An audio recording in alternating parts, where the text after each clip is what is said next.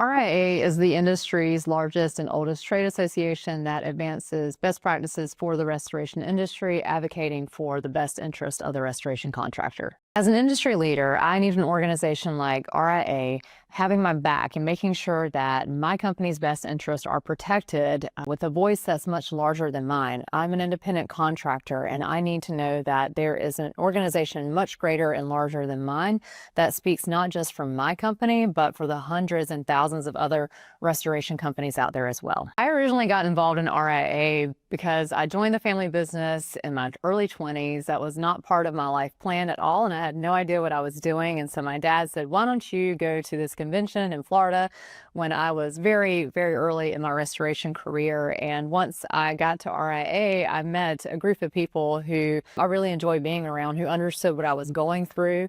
And then I realized that I had a lot to learn about the restoration industry. And that's when I began my path in learning about how to be a professional restoration contractor, and went down the RIA's education path. I built out my network.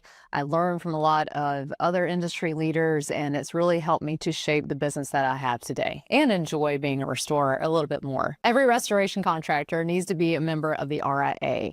Our membership dollars fund our AGA, which is our advocacy arm of the RIA. And that's what speaks for all restorers, whether it's talking to insurance carriers about how to improve the claims ecosystem or lobbying against legislation that might impact our industry.